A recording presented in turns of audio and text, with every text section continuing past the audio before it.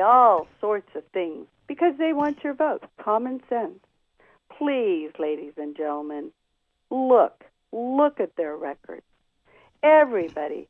I hear opponents talking about their passion for the needs of our community, their passion to work for the underserved.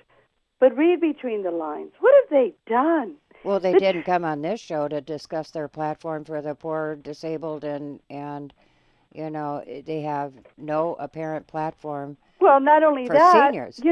With my opponent in particular, I could tell you that I don't know if she called you directly, No. but I hear that she doesn't have the common courtesy to even talk to you personally and tell you, I'm sorry, Maggie, I cannot be on your program because I have a conflict or whatever. Just flatly, she will have one of her staff, one of her many staff, call you and tell you that she's not going to be on the program. Have you figured out how many dollars to your dollars that she has in her campaign? We're thinking it's about about 25 to 1 or more. It's probably more than that. We have. I'm not going to. Are you going to show everybody that my math is so horrible? No. What it is, it's let me tell your listeners. It's she has raised, last time we looked in her report, I think it's 1.6 million. Of that 1.6 million, 1.3 million comes from her husband,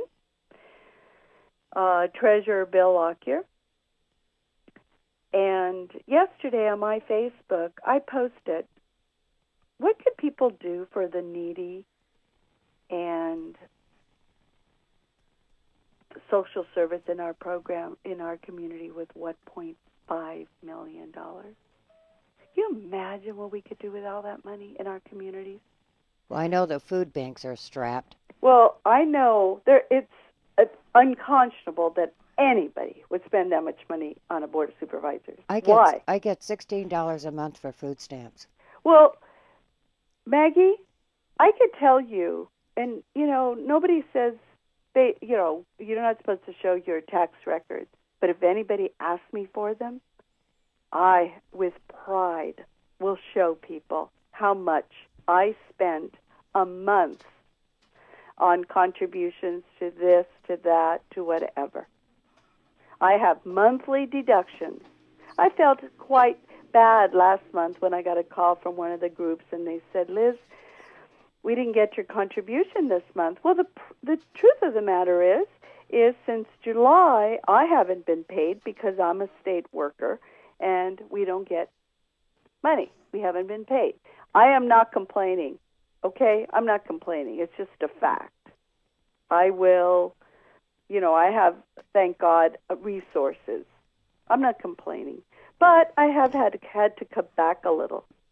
So all those contributions. But, I would ask, I'm not just talking about my opponent. I'm talking about anybody running for office that says that they're passionate. I would say, how much have you personally, not out of your campaign money, how much of your personal bank account have you given to these issues that you so passionately care about? How much? How many meetings? How many groups do you belong to? Because everybody could talk about it, but how well informed you are. How much? How much has the governor asked to remove from IHSS? There was a time when I was a legislator that when SEIU was being cut so bad and their workers, I spent 3 days at the home of a home of a gentleman. Was it an eye opener? Boy, was it an eye opener! Wow, was it an eye opener! It was amazing. And, I spent the night in my sleeping bag. I stayed there. I realized that These workers, it's around the clock. They need a 24-hour care. And they say 24-hour care, and yes, in the evening they said that you could sleep. But how could you when you have to keep your ear open to hear that inhaler didn't stop, that the Or the oxygen oxygen, machine, exactly. you know, Or that the trach doesn't need to be. cleaned out. Mm-hmm. Exactly. Or that food pump into a G tube doesn't need to be, fed Exactly. to the person. You can't sleep. Exactly. It's all of those little issues. And now I know that many, many, many of our listeners have gone through their first-hand experiences. My opponent even talks about that she's had some personal experience. I don't know specifically what they are. It's none of my business. But, she says she has a brother that she's provided home care to, or she's been a caregiver to her brother. She has it on her website.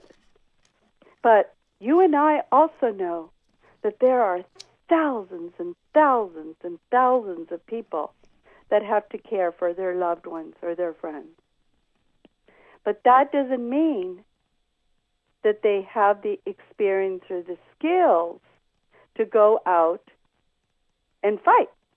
Well, I did it for my mom when she was going through the dying process with cancer, and here I am receiving IHSS services. So thank God I had a woman working for me in the morning and then for my mom in the afternoon. But I had to coordinate things for her. She couldn't do it, so I did things by phone. Exactly. You can't be all things to all people. And I respect people that do it. But then don't come around and tell me that, oh, well, now that gives me the skills, and then not know the numbers, not have an understanding, Well, I think about a county issue that has come up within the last year, and that is that the public authorities had a huge cut in administrative operation. Yes. And so they've had to downsize their staff. Yes. Then on the top of that, because the 6 district attorneys that went to the governor and said there was 25% fraud in the IHSS program, created a multi-million-dollar program where fraud investigators go out to people's homes in bulletproof vests and search their house. Oh, my God. And they even went through, in Stanislaus County, that went through IHSS consumers' underwear drawer.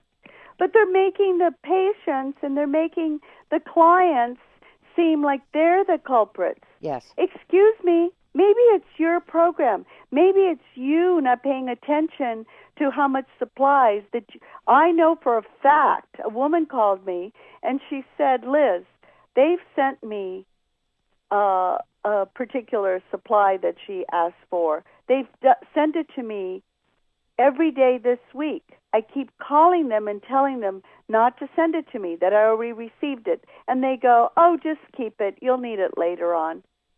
She says, I'm kind of frightened. First of all, I don't have the room to keep it all. And second, I don't want them to come back and say that I've committed some sort of fraud or I'm stealing or something. It's their paperwork. It's their problem to begin with.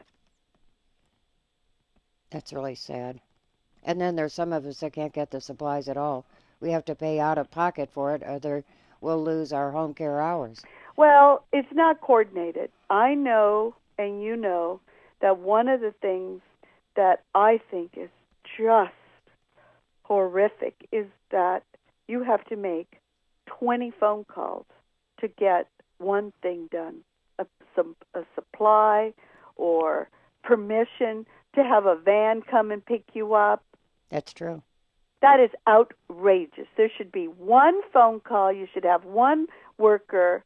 You shouldn't have to be calling every little different office and department and everything. It should be one person assigned. Well, if you have a relative living out of state and they need to coordinate your care, coordinate your benefits, coordinate your various different social services program, they're so overwhelmed because they don't have a clue how to go about doing that.